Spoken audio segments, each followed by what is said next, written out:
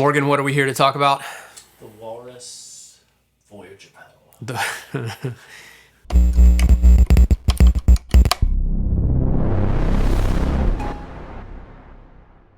We're here to talk about the Walrus Audio Voyager MkII.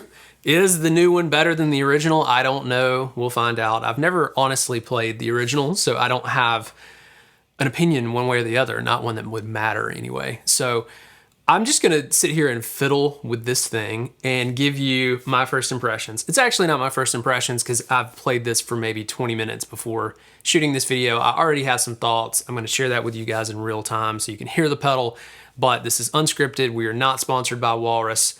In fact, I may even make some people sad because my first impression of the pedal, just TLDR, is it's kind of meh. It's okay. It's okay. It's a good edge of breakup drive. I'm the kind of guy that I really like overdrives that are overdrives. I can really use them to be big and bold or three-dimensional. My biggest gripe with this pedal, just as a lead-in, is it's a little two-dimensional for me. And what I find is that in all of the 5 settings that you have, which are all about different diode settings, there's 2 that have bass boost. The bass boost is too much. And then the standard settings seem to just lack the low end I would want. Now there is a mid control, so you're able to come in and select if you want to boost or cut mids, and you can select the frequencies. That is pretty cool. In fact, I think that's the one thing that I do like most about the pedal, because it allows me to bring out some of the mids that I find a little bit offensive in this pedal. So anyway, I'm gonna jam. Morgan, you're probably gonna have to tell me like what settings I'm on, because I'm totally blind here. And I'm probably gonna flub some stuff up, but we're just gonna go through. I'm on setting 1. Setting 1, mids turned off. Setting 1, mids turned off.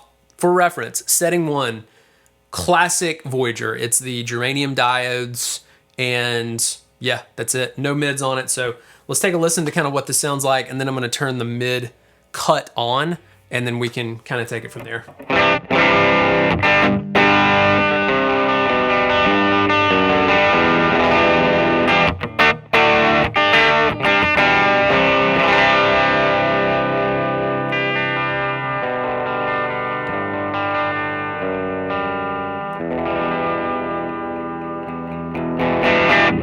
So first of all, my thought, it feels a little more compressed than I would imagine. Not in a bad way, not in a good way.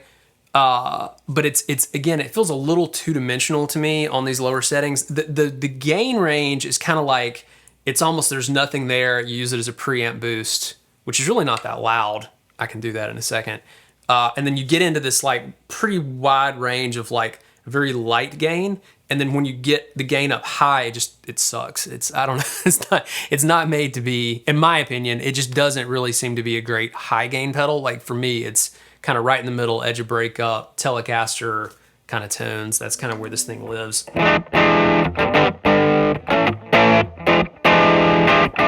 So let's turn the mid cut on.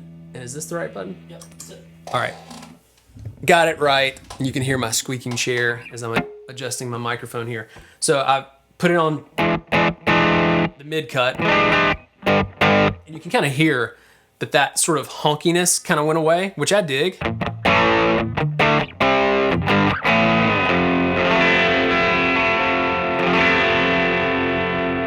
Also seems like we lost a little volume too.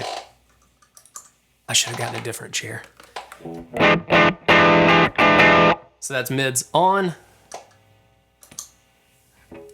This is the mid cut. I think it's a perception thing. I don't think the volume went away, but because we pulled those mids down, and I've got it at like 750 hertz, if anybody wants to be a nerd with me. So I've got it there. It's probably, I don't know, 6 to 8 dB cut. Is this my drive knob or my output knob? I think that's my output knob. That's your volume knob. That's my volume. All right, I'm gonna bring the volume up. Hopefully I don't blow out the preamp.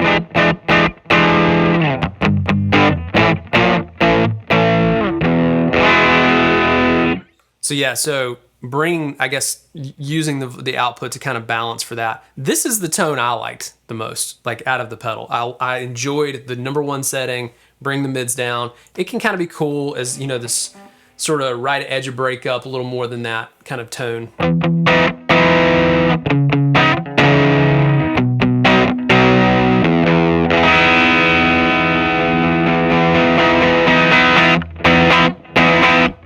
let's take, this is normal mids.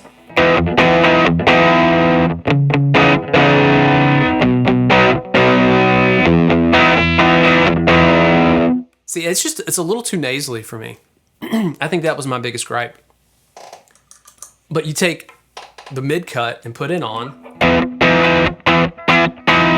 So that's pretty cool. Now you can also do the opposite. I'm not gonna reach around and try to do all of that here without being able to see, but you can boost the mids as well. I found it almost unusable. It's a really mid-heavy pedal already. And what's interesting to me is, from what I've read, and you know, Reddit knows everything. Everybody on Reddit, you know, are experts. Everybody kind of compares the original Voyager to like some semblance of like a clone, even though it's not. It's got its own thing. It is definitely not a clone in my eyes, because before I did this video, I was shooting this out with an Origin Effects Halcyon Gold, which is, it's like my favorite clone of all time. And the Halcyon just had way more three-dimensional character to it, and it just seemed more, I guess, if that makes sense. Like everything about it was more than this. And not that this is a bad pedal. I think this is gonna work really well for people that just want like a light preamp boost, edge of breakup, praise and worship kind of tones where you just want like a little bit of crunch ahead of a lot of reverb or delay. Probably gonna work really well for that. So just take my opinion. I tend to like, again, gain pedals to sort of be standalone gain pedals. But yeah, I don't know. I don't know where else we'll go. I guess we'll just fiddle with some knobs and... Yeah, let's try one more mode. Yeah, do you want to do the bass boost? Yeah. Let's do the bass boost mode, and I'll let you guys kind of hear. I mean, why I think it's a little too much.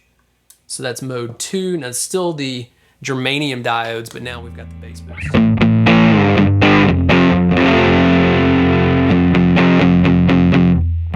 gonna have to turn the volume down because I think we're blowing the preamp out now. Bass boost was a lot more.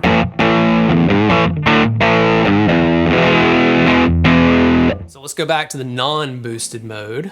So you can hear these two back to back.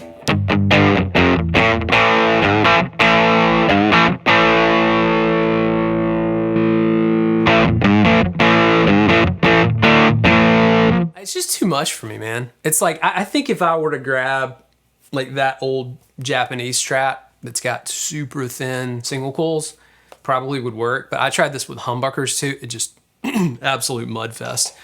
Not my favorite setting. Number 3 is kind of cool. Number 3 is symmetrical silicon diodes.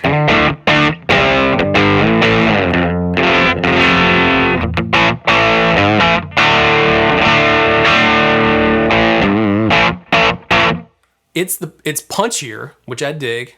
I tend to like things that are a little more dynamic. I think that's why I don't like mode 1. Those germaniums just don't feel dynamic enough to me. But by the time I get to this mode, I don't know, man. It's still something that's kind of missing. When you go to the 4th mode, this is asymmetric silicon, which is the most dynamic. And it almost feels like too touchy.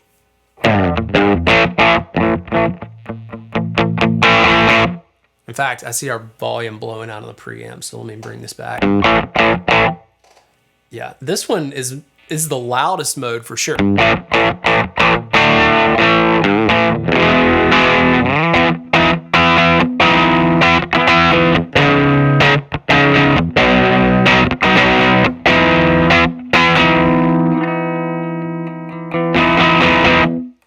So definitely the loudest, the most dynamic.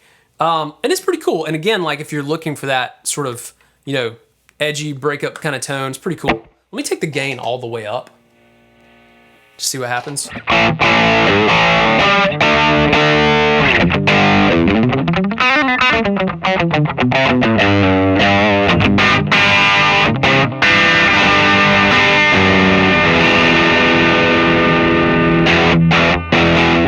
So it's all right. Do I have the mid cut on? Is the mid cut still on? Okay, cool. That's probably, I was like, that actually sounded rounder. So let's take the mid cut off. And now with the gain maxed out, you can kind of see. The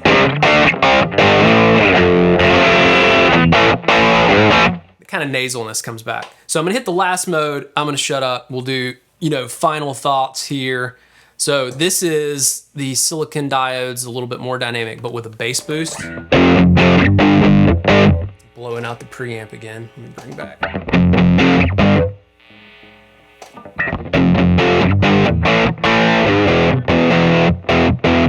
Just sounds muddy to me. And so like if we bring the gain back even.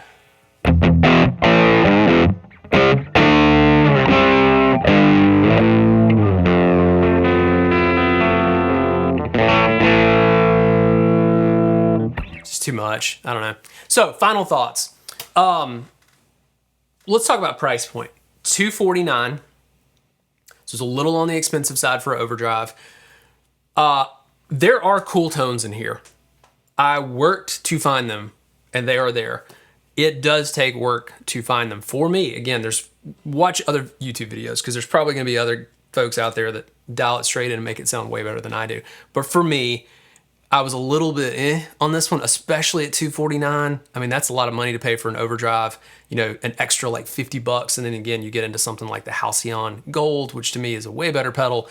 I see this really good if you want light edge of breakup tones, if you want something to kind of dial in your mids, and you want like a little bit of salt to put on your steak, probably really good pedal for you. If you're looking for something to stand alone that it's very versatile, I think it misses the mark.